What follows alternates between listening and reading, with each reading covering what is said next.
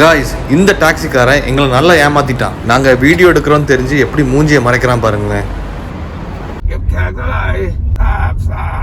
இப்போ ரூமில் இப்போ வந்து உட்காந்து செக் பண்ணுறோம். He scammed us, ஏமாத்திட்டான்.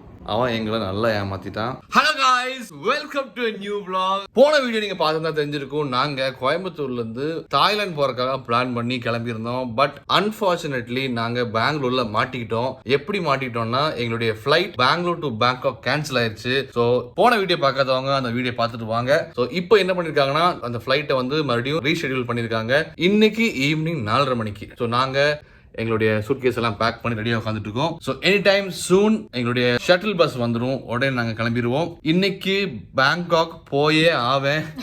இதே தான் முந்தானது சொன்னேன், நேத்திக்கும் சொன்னேன்.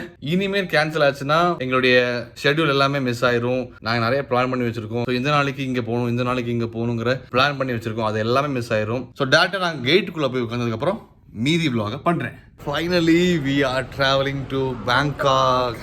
அப்பா, ஆஃப்டர் 24 hours ஆஃப் வெயிட்டிங் இப்போ மறுபடியும் ஃப்ளைட் கிளியர் ஆயிருக்கு. இப்போ போர்டிங் ஸ்டார்ட் பண்ணிட்டாங்க, கேட் ஓப்பன் ஆயிருச்சு. So from Bengaluru to Bangkok 4 hours journey.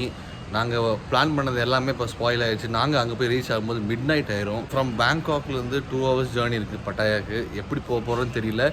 So மீதி உள்ள vlog-ஐ நான் அங்கே போய் கண்டினியூ பண்ணுறேன். இங்கே ஒரு ஏர் இண்டியா நிற்குது பாருங்களேன். லக்கேஜ் எல்லாம் லோட் பண்ணிவிட்டு ஒரு எல்லோ கலர் பைப் மாதிரி போகுது பாருங்கள். அந்த வழி தான் ஃபியூல் ஃபில் பண்ணுவாங்க. அண்ட் அங்கே நிற்குது பாருங்கள் ஒரு தாய் லயன் சொல்லி ஃப்ளைட்டு.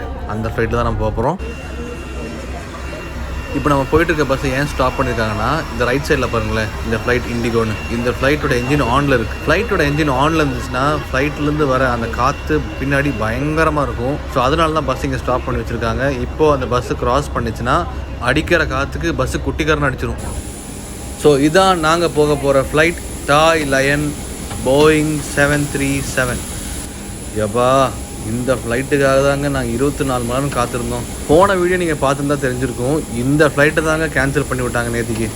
அது என்னதான் இருந்தாலும் ஃப்ளைட்டு வெளியேருந்து பார்க்குற சந்தோஷமே வேறங்க. அது எத்தனை வயசாக இருந்தாலும் அதுதான். ஓகே, அப்போது see you India.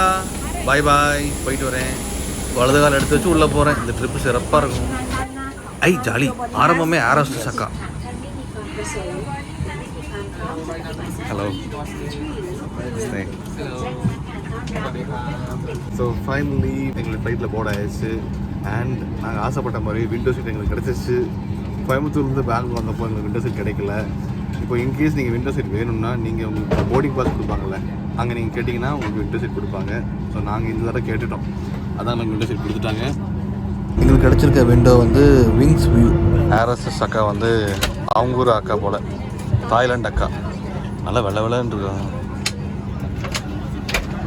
So we are ready to take off. ரன்வேல போயிட்டுருக்கோம். இந்த ரைட் சைடில் பாருங்களேன், சின்ன ஃப்ளைட் ஒன்று தெரியுதா? இது வந்து சாதாரண ஃப்ளைட் கிடையாதுங்க. நம்ம வீட்டில் எப்படி சொந்தமாக காரு பைக் வச்சுருக்கோம், ஸோ அதே மாதிரி யாரோ சொந்தமாக ஃப்ளைட் வாங்கி வச்சுருக்காங்க.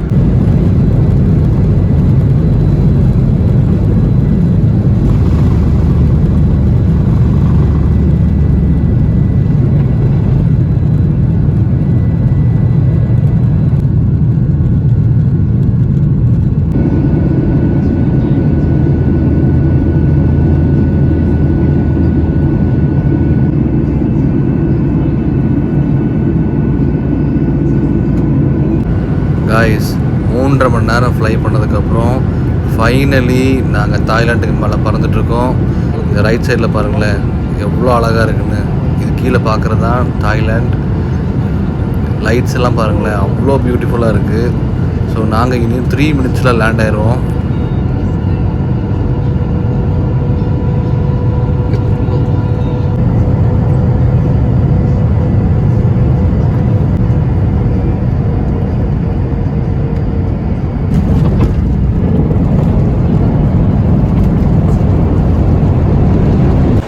அப்படி நாங்கள் டான் மியான் இன்டர்நேஷ்னல் ஏர்போர்ட்டுக்கு வந்தாச்சு.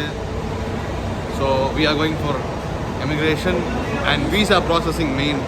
ஸோ இப்போ கூட்டம் ஓடுவாங்க பாருங்களேன், எங்கள் பின்னாடி வர கூட்டம் அத்தனை பேர் ஓடுவாங்க. எதுக்குன்னா அந்த ஃபார்ம் வாங்கி சொன்னல ஃபில் பண்ணணும்னு சொல்லி அதுக்கு தான் ஓடுறாங்க. நம்ம ஆல்ரெடி அந்த ஃபார்மெல்லாம் வாங்கி ஃபில் பண்ணி ரெடியாக வச்சுருக்கோம்.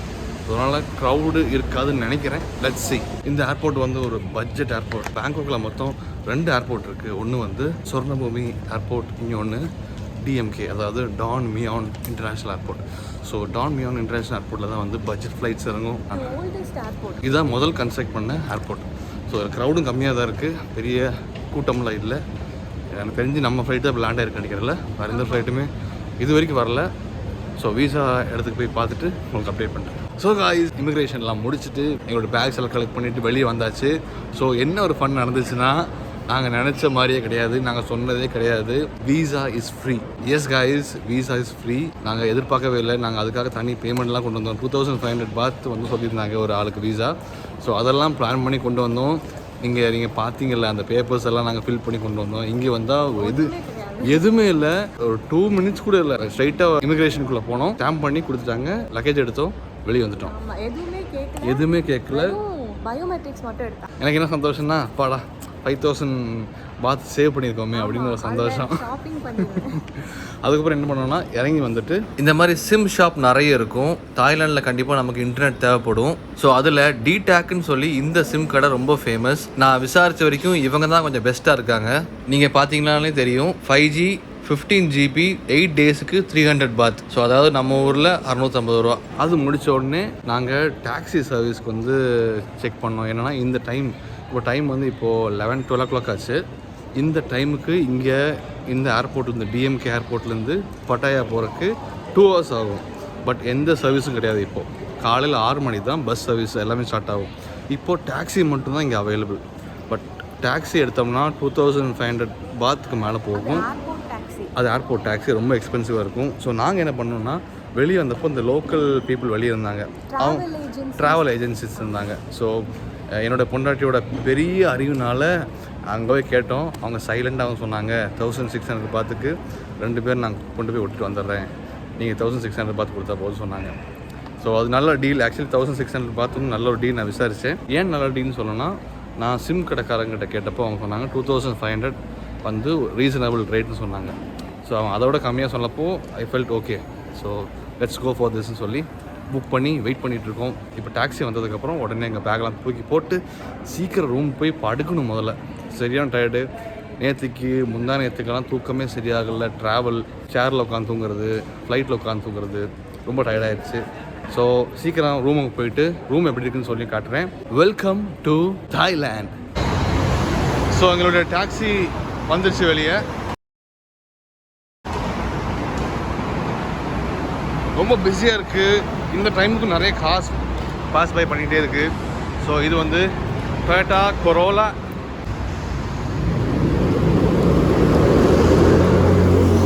ஸோ காய்ஸ், இங்கேருந்து எங்களுடைய டாக்ஸி ஸ்கேம் ஸ்டார்ட் ஆகுது. டிரைவர் கண்ணாடி வழியாக ஸ்வீட்டி வீடியோ எடுக்கிறத பார்த்துட்டான். இப்போது அடுத்த கிளிப்பிங்கில் அந்த டிரைவர் என்ன பண்ணுறான்னு பாருங்களேன்.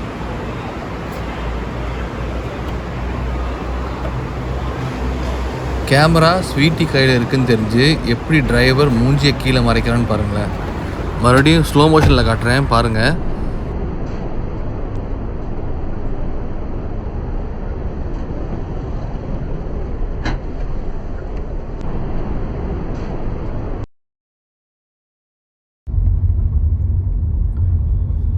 ஸோ நாங்கள் இங்கேருந்து டாக்ஸி எடுத்து எங்களுடைய ஹோட்டல் பார்த்து போயிட்டுருக்கோம். ஸோ அவன் சொன்ன அதே ப்ரைஸ் கேட்டேன். பட் எங்களுக்கு பாஷை எதுவும் புரியலன்னு நினைக்கிறேன். Let's see.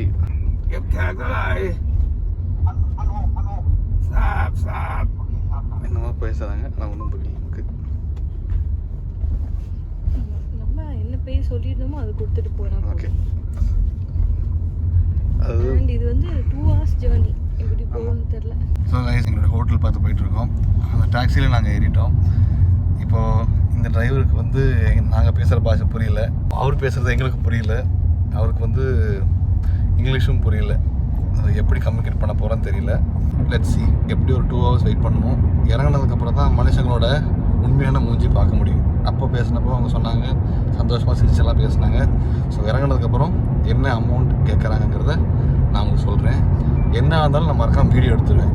இது வந்து vlog மட்டும் கிடையாது, இது வந்து ஒரு எவிடன்ஸாகவும் இருக்கும். ஸோ அதனால் நான் எப்போ வீடியோ எடுத்துடுவேன். ஸோ இதை வந்து நீங்கள் இன்கேஸ் நீங்கள் தாய்லாந்து வந்தால் இந்த மாதிரி மெத்தடை நீங்கள் யூஸ் பண்ணலாமா வேண்டாமாங்கிறத நான் உங்களுக்கு சொல்கிறேன். ஸோ கைஸ், நாங்கள் ஹோட்டலுக்கு வந்துட்டோம். இதுதான் எங்களுடைய ஹோட்டல். இது வந்து கோல்டன் டூலிப்னு சொல்லி ஒரு ஹோட்டல் பட்டையால். ஸோ அந்த மனுஷன் நல்ல ஒரு மனுஷன். நான் தேவையில்லாமல் சந்தேகப்பட்டுட்டேன். அவன் 1600 பாத் சொன்ன மாதிரியே 1600 தான் கேட்டான். கரெக்டான அமௌண்ட்டு தான் நாங்கள் கொடுத்தோம். ஏமாத்தல. இங்கே இருக்கிற மனுஷங்கள்லாம் நல்லவங்களாக இருக்காங்க, ரொம்ப நல்ல ஹார்ட்டாக இருக்காங்க, எல்லோரும் சிரித்து பேசுகிறாங்க. ஏன்னா அவங்களுக்கு தெரியும் இவங்களுக்கு பொழைப்பே டூரிஸ்ட் தான், அவங்க இல்லைன்னா எதுவுமே கிடையாதுன்னு அவங்களுக்கு தெரியும். ஸோ அதனால தான் நம்ம டூரிஸ்ட் கிட்ட நல்லா பிஹேவ் பண்ணுறாங்க. தைரியமாக வரலாம், சேஃபாக ஃபீல் பண்ணுறேன். எனக்கு வந்து பெங்களூர் மாதிரி தான் இருக்குது. எனக்கு வந்து ஒரு வெளிநாட்டு ஃபீலே வரமாட்டேங்குது. மேபி காலையில் வெளியே இறங்கி பார்த்தா தெரியுமா இருக்கும். ஸோ எண்ட் ஆஃப் கருத்து பொண்டாட்டி சொன்னால் கேட்கணும். இப்போ தான் நான் சொன்னேன், ரொம்ப நல்லவன் நல்ல மனுஷன் எல்லாம் இப்போ தான் சொல்லிட்டு ரூம்குள்ளே வந்தேன். பட் ஆக்சுவலி எங்களை ஸ்கேம் பண்ணிட்டாவன். அதாவது எப்படி இருக்குன்னா, இது நம்ம ஊராக இல்லையே அப்படிங்கிற கோவம் ஆதங்கமும் எனக்கு இப்போ தான் தோணுது. நம்மளால் ஒன்றும் பண்ண முடியாதே அப்படிங்கிற மாதிரி ஆயிடுச்சு. என்ன நடந்துச்சுன்னா, 1600 பாத்ன்னு சொன்னால. ஸோ இந்த ரைடுக்கு வந்து எங்களுக்கு காஸ்ட் பண்ணது 1600 பாத். ஸோ இதான் வந்து பேசுனது. ஸோ நாங்கள் ஒரு 1000, ஒரு 500, ஒரு 100 கொடுத்தோம். அவன் என்ன பண்ணால் ஃப்ரெண்டில் உட்காந்துட்டு அந்த 1000 பாத்தை கையில் மறைச்சி வச்சுட்டு அந்த 100 பாத் 2 100 ஒரு 500 மட்டும் தான் நீங்கள் கொடுத்துருக்கீங்கன்னு சொல்லி ப்ரூவ் பண்ணிட்டான். அது எப்படி ப்ரூவ் பண்ணான்னு தெரில, ப்ரூவ் பண்ணிட்டான். ஓகே, நாங்களும் இந்த கரன்சி ஃபஸ்ட் டைமில் நாங்களும் என்ன பண்ணிட்டோம், ஓகே அவங்க நம்ம தப்பாக கொடுத்துட்டோம் போலன்னு சொல்லிட்டு ஒரு 1000 பாத்தை அவங்க கையில் கொடுத்துட்டு அந்த 100 வாங்கிட்டேன். ஸோ மொத்தமாக 2500 பாத் நாங்கள் கொடுத்தாச்சு. வெளியே வந்ததுக்கப்புறம் தான் அவள் ஸ்வீட்டி சொல்கிறா, இல்லை கன்ஃபார்மாக சொல்கிறேன், அவன் ஏமாற்றிருக்கான். 1600 பாத் தான் நான் கொடுத்தேன், நான் மறுபடியும் செக் பண்ண சொல்லிட்டு இருந்தேன். சரி ரூம்குள்ளே வரணும், அது செக்இன் பண்ண அந்த டென்ஷனில் அந்த ஞாபகத்தில் சரி ரூம்குள்ளே போய் கவுண்ட் பண்ணி பார்ப்போம், நமக்கு தெரியும்ல எவ்வளோ அமௌண்ட் நம்ம வந்து ஊர்லேருந்து கொண்டு வந்தோம், கவுண்ட் பண்ணி பார்த்தா தெரிஞ்சிடும்ல சொல்லிட்டு இப்போ ரூமில் இப்போ வந்து உட்காந்து செக் பண்ணுறோம். ஹீ ஸ்கேம்ட் அஸ், ஏமாற்றிட்டான். அவன் எங்களை நல்லா ஏமாற்றிட்டான். அந்த 1000 பாத்தை எக்ஸ்ட்ராவாக வாங்கிட்டான், மடித்து வச்சுட்டு. இது வந்து அவன் ஃபஸ்ட் டைம் பண்ணல, ஏன்னா அவ்வளோ எக்ஸ்பீரியன்ஸ்டாக பண்ணியிருக்கான். இது வந்து ஃபஸ்ட் டைம் பண்ண மாதிரியே இல்லை. அவன் தெரிஞ்சு இந்த அதாவது 100ம் 1000ம் ஒரே மாதிரி இருக்குது, ஒரே கலரில் இருக்குது. நம்ம டக்குன்னு நம்மளால் கண்டுபிடிக்க முடியாது. அவன் தெரிஞ்சு வச்சுக்கிட்டு டூரிஸ்ட்டை இப்படி ஏமாற்றிட்டு இருக்கான். உன்னை போய் நல்லவன் நம்பி பெருமையெல்லாம் வேறு பேசினேன். நான் அந்த கிளிப்பிங்ஸை நான் இதில் போடுவேன், எடிட் பண்ணும்போது எனக்கு நினச்சா தூக்கலாம். பட் அந்த கிளிப்பிங்ஸை நான் இதில் ஆட் பண்ணுறேன்.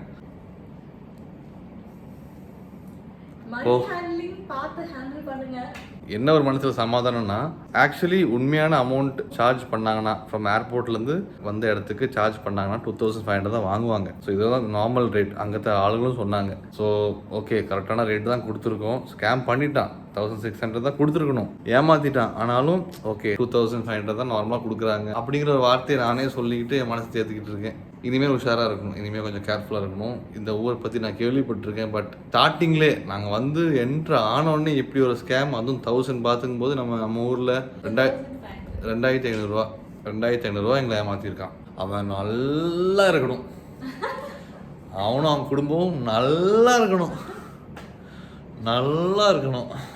இதுக்கு மேலே நான் ஒன்றும் சொல்ல விரும்பலை.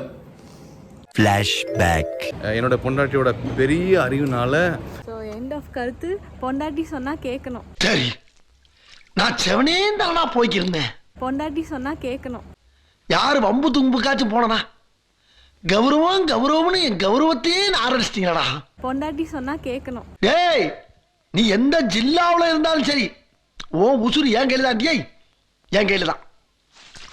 அம்மா அம்மா அம்மா அம்மா அம்மாப்பா.